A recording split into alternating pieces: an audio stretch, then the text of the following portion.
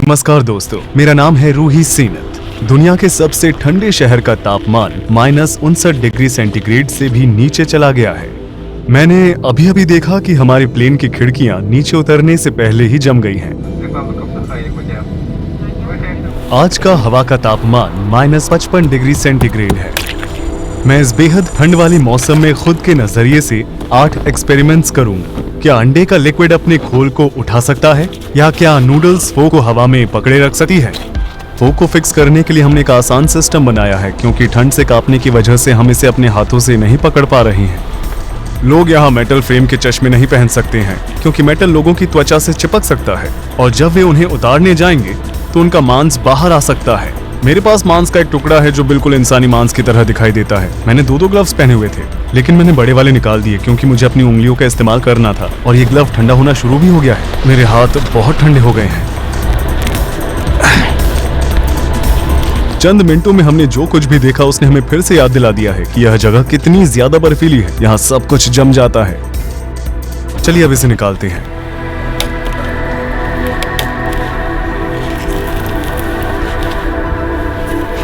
क्या आपने देखा दोस्तों, जमे हुए सॉलिड नूडल्स फोक को हवा में पकड़ कर रख सकते हैं। ये देखो।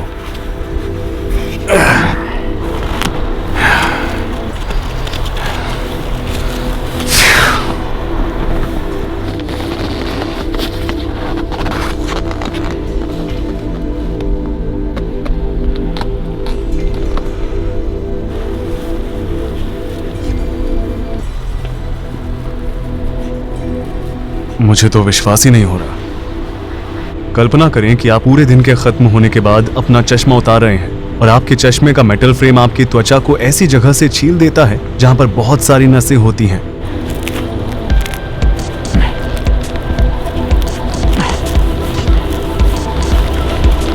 ठीक इसी तरह यहां जबरदस्त ठंड है जिसकी आदत इंसानी शरीर को नहीं है। फुटपाथ पर जमी हुई बर्फ को हर घंटे तोड़कर साफ करना पड़ता है।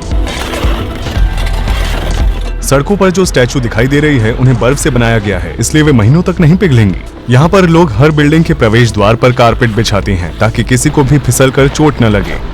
ठंडी हवा को अंदर आने से रोकने के लिए बिल्डिंग्स के एंट्रेंस में आमतौर पर 3 दरवाजे होते हैं।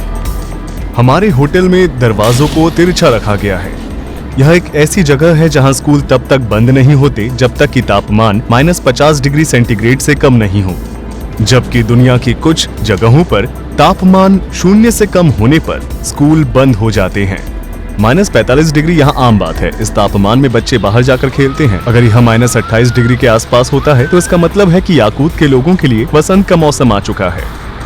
चलिए अब गुब्बारों का एक्सपेरिमेंट करते हैं।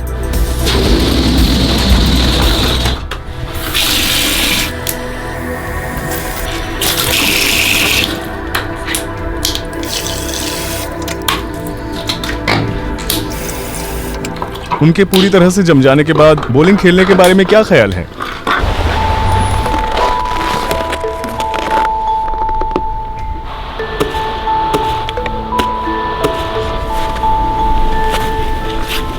इस शर्ट को पूरी तरह से जमने में कितना समय लगेगा? चलिए देखते हैं। क्योंकि ये शर्ट गीली थी इसलिए मेरे ग्लव्स भी गीले हो गए हैं और ये भी जल्दी जम जाएंगे। मेरी उंगलियां ठंड के मारे दर्द कर रही हैं। बेहतर होगा कि मैं उन्हें न पहनूं, लेकिन ग्लव्स के बिना रहना एक अच्छा आइडिया नहीं है। केवल 20 सेकंड के बाद ही बिना ग्लव्स के हाथों में बहुत दर्द होने लगता है। दर्द को कम मत समझें। अगर मैं बिना ग्लव्स के अपने हाथों को 20 मिनट तक बाहर रखता हूं तो मैं अपने हाथों को खो सकता हूं। इसे फ्रॉस्ट बाइट कहते हैं। पिछली वीडियो में मेरा कान सिर्फ 3 मिनट तक ही बाहर था, लेकिन फिर भी वो सूज गया था।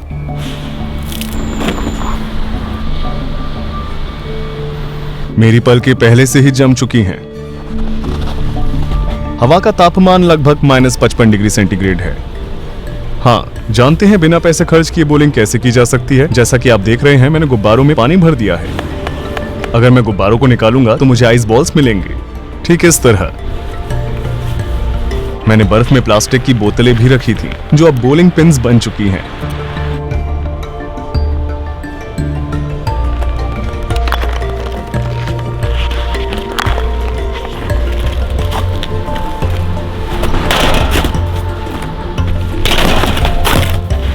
आपने देखा दोस्तों,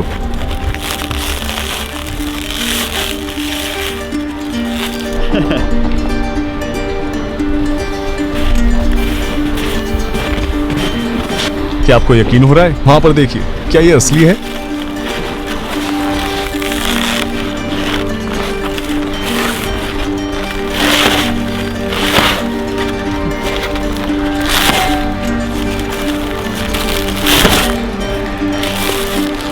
उस छेद को देखिए जहां मैंने मारा था।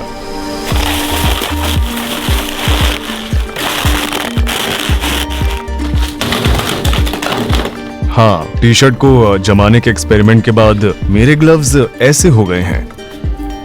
बैग को पकड़ते समय मेरे हाथों की ये पोजीशन थी और ग्लव्स को उतारते समय भी उनकी पोजीशन वैसी की वैसी ही है। मेरी उंगलियां इन ग्लव्स में थी। ये बिल्कुल भी नहीं मुड़ रहा है।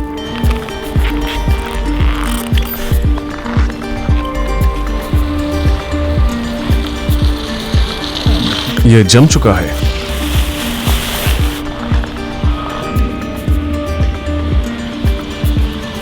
ये अपने आप ही वहां चिपका रहेगा। ये काम नहाने का तौलिया है। क्या हम इसकी मदद से एक स्लेट बना सकते हैं?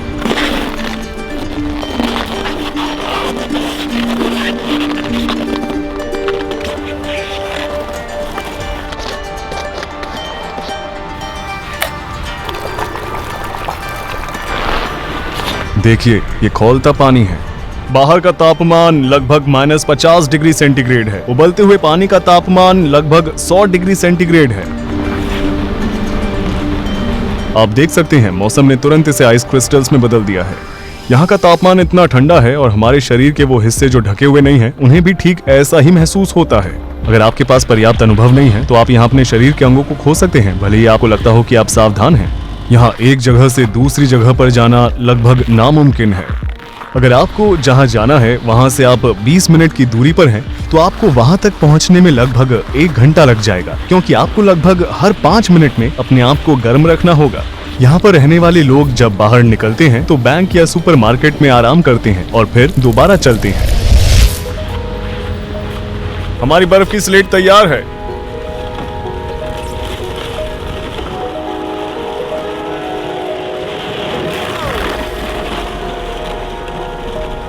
बहुत बढ़िया, मैं दोबारा करूंगा।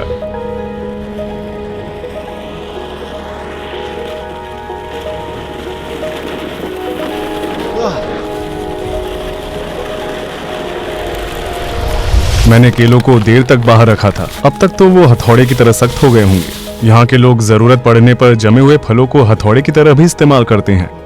ये रहा इस बात का सबूत। आपको ये हर दिन देखने को नहीं मिलेगा।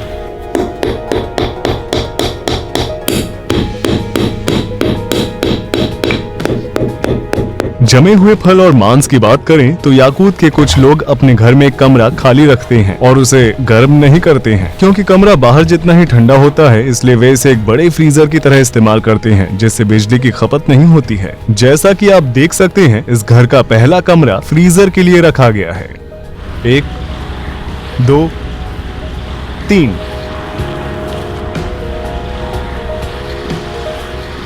पानी से एक्सपेरिमेंट करते करते हमारा बैग भीग गया था। अभी सिर्फ 2 ही मिनट हुए थे और ये जम भी गया।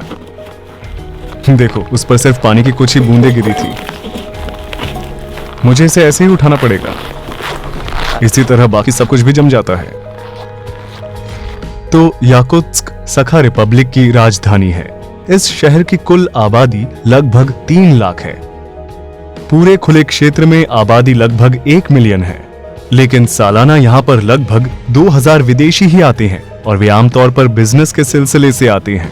ये बिजनेस आमतौर पर नेचुरल गैस और हीरे की खदानों के बारे में होता है। एक सवाल जो मुझसे अक्सर पूछा जाता है वो ये है कि गर्मी के दौरान यहाँ का मौसम कैसा रहता है। जून, जुलाई और अगस्त में यहाँ का एवरेज तापमान 16 डिग्री सेंटीग्रेड, 19 डिग्री सेंटीग्रेड और 15 डिग्री सेंटीग्रेड तक रहता है।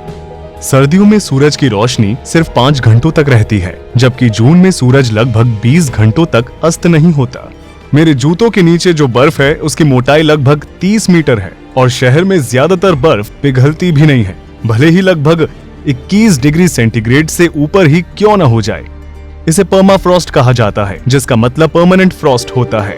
मेरे चैनल पर अभी 2 तरह की प्लेलिस्ट हैं। पहले वाले को रीडिस्कवरी कहा जाता है, जो एक यात्रा वृत्तचित्र श्रृंखला है। मैं अनोखी जगहों पर जाता हूं, जिनके बारे में बहुत से लोग नहीं जानते, और मैं उनके बारे में एक व्यापक दृष्टिकोण के साथ एक वृत्तचित्र बनाता हूं। दूसरा इस तरह के व्यक्तिगत अनुभवों के बारे में है, जहां मैं मामलों को व्यक्तिपरक दृष्टिकोण से देखता हूं। हमारे इस डॉक्यूमेंट्री को देखने के लिए धन्यवाद। और आपको ये वीडियो कैसी लगी कमेंट बॉक्स में जरूर साझा करें। ऐसे ही और नॉलेजफुल वीडियो देखने के लिए हमारे इस चैनल को जरूर से सब्सक्राइब कर ले।